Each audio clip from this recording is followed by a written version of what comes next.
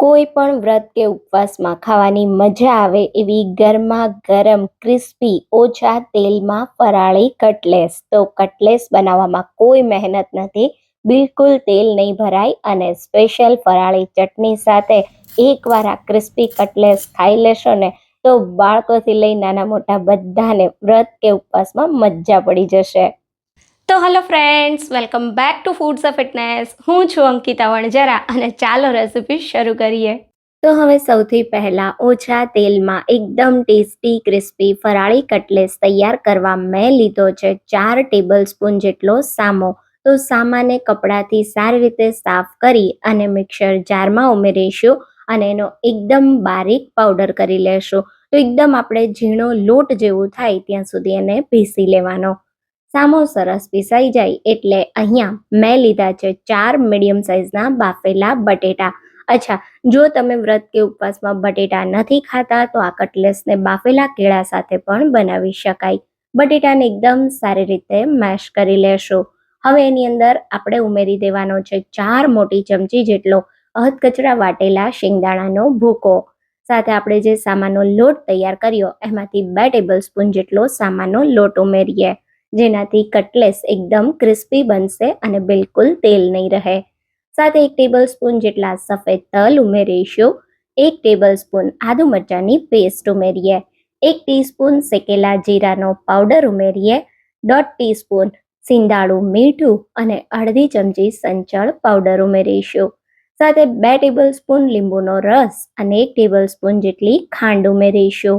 હવે 2 table spoon જેટલા બારીક કાપેલા લીલા ધાણા ઉમેરી પહેલા સારી રીતે બધી વસ્તુને મિક્સ કરીશું. તો એકવાર બધું મિક્સ થયા પછી મને મિશ્રણ થોડું ઢીલું લાગે છે તો હું હજી બાઇન્ડિંગ માટે 2 ટેબલ સ્પૂન જેટલો સામાનો લોટ ઉમેરી દઈશ અને સારી રીતે મિક્સ કરી દઈશું.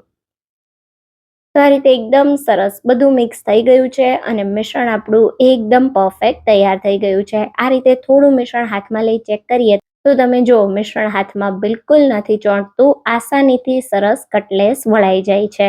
તો બસ આ રીતનું મિશ્રણ થાય ત્યાં સુધી તમારે સામાનો લોટ ઉમેરવાનો. આપણે જે લોટ તૈયાર કર્યો એમાંથી 2 ટેબલ સ્પૂન જેટલો સામાનો લોટ હજી બચ્યો છે. હવે કટલેસને તમે મનપસંદ શેપ આપી શકો છો. આ રીતે તમે રાઉન્ડ શેપમાં બનાવી શકો અથવા તો આ રીતે થોડો લાંબો શેપ પણ કરી શકાય. અને જો તમારી પાસે આ રીતનું કટલેસનું મોલ્ડ હોય તો એનો પણ તમે યુઝ કરી શકો છો. તો આ રીતે આપણે એક સરખી પહેલા બધી જ કટલેસને વાળીને તૈયાર કરી લેશું. તો લગ્ન પ્રસંગમાં તો આપણે કટલેસ બહુ ખાતા હોઈએ છીએ, પણ ઘરે તમે એકવાર આ ફરાળી કટલેસ બનાવજો, જોરદાર ટેસ્ટી બને છે. અને તમે જોયું ને, એકદમ સિમ્પલ સામગ્રી ઘરમાં રહેલી હોય એમાંથી જ આપણે કટલેસને તૈયાર કરીએ છીએ. સ્વાદમાં એટલી ટેસ્ટી બને છે ને કે બધાને ભાવશે.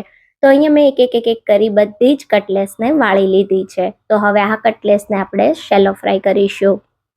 અહીંયા કટલેસને શેલો ફ્રાય કરવા એક પેનમાં મેં અડધા કપ જેટલું તેલ ગરમ કરવા રાખી દીધું હતું. આ રીતે થોડું મિશ્રણ ઉમેરી ચેક કરીએ તો તમે જુઓ તેલ એકદમ સરસ ગરમ થઈ ગયું છે. તો એકવાર આપણું તેલ સરસ ગરમ થાય પછી આ રીતે એક કરી ગરમ તેલમાં કટલેસને ઉમેરી દેશું અને બંને બાજુથી કટલેસને એકદમ ક્રિસ્પી અને ગોલ્ડન બ્રાઉન થાય ત્યાં સુધી ફ્રાય કરવાની છે. શેલો ફ્રાય કરી શકો છો તમે. હજી ઓછા તેલમાં પણ કટલેસને શેકી શકો છો. તમે ચાહો તો થોડું તેલ લગાવી એર ફ્રાય પણ કરી શકો છો. એક બાજુથી લગભગ 2-3 મિનિટ પછી આવી હલકી ગોલ્ડન ડિઝાઇન દેખાય એટલે કટલેસની સાઈડને પલટાવી દેશું અને બંને બાજુથી એકદમ ગોલ્ડન બ્રાઉન ક્રિસ્પી થાય ત્યાં સુધી કટલેસને શેલો ફ્રાય થવા દઈએ. તો સામાના કારણે બિલકુલ તેલ નહીં રહે અને એકદમ કટલેસ તમારી ક્રિસ્પી બનશે. એક કટલેસની બેચને શેલો ફ્રાય થતાં 4 થી 5 મિનિટ જેટલો સમય લાગશે. 4-5 મિનિટ પછી તમે જો એકદમ પરફેક્ટ બંને બાજુથી કટલેસ ક્રિસ્પી થઈ ગઈ છે. તો સારી રીતે તેલ બધું નિતારી અને કટલેસને આપણે એક પ્લેટમાં કાઢી લેશું. તો હવે આ સુપર ટેસ્ટી કટલેસ સાથે ખાવાની મજા આવે એવી ફરાળી ગ્રીન ચટણી બનાવીએ. તો મિક્સર જારમાં 1 કપ સારી રીતે ધોઈ સાફ કરેલા લીલા ધાણા ઉમેરીએ. સાથે 1 તીખું લીલું મરચું, 2 થી 3 નાના આદુના ટુકડા ઉમેરીશું. 1 ટેબલ સ્પૂન સિંગના દાણા ઉમેરીએ. 1 ટેબલ સ્પૂન જેટલી ખાંડ ઉમેરીએ.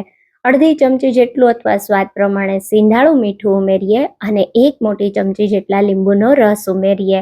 સાથે આપણે આમાં 2 ટેબલ સ્પૂન જેટલું અથવા ચટણીને ક્રશ કરવા પૂરતું પાણી ઉમેરી દઈશું અને બધી જ વસ્તુને સારી રીતે પીસી લેશું. તો અહીંયા તમે જુઓ, એકદમ પરફેક્ટ, સુપર ટેસ્ટી કટલેસ સાથે ખાવાની મજા આવે એવી ફરાળી ગ્રીન ચટણી તૈયાર થઈ ગઈ છે. આ ચટણી સાથે કટલેસ ખાશો ને તો તમને ખૂબ જ ખાવાની મજા આવશે. તો ગરમા ગરમ ક્રિસ્પી ટેસ્ટી કટલેસને ચટણી સાથે સર્વ કરો, બધાને બહુ જ ભાવશે. એકવાર તમે આ કટલેસની રેસિપી ટ્રાય કરજો. ટ્રાય કર્યા પછી કમેન્ટમાં મને જરૂરથી કહેજો કે આ રેસિપી તમને કેવી લાગી. જો આજની રેસિપી ગમી હોય તો વિડીયોને લાઈક કરજો અને વધારેમાં વધારે શેર કરજો. તો ફરી મળીશું એક નવા જ વિડીયો સાથે. ત્યાં સુધી થેન્ક યુ ફોર વોચિંગ.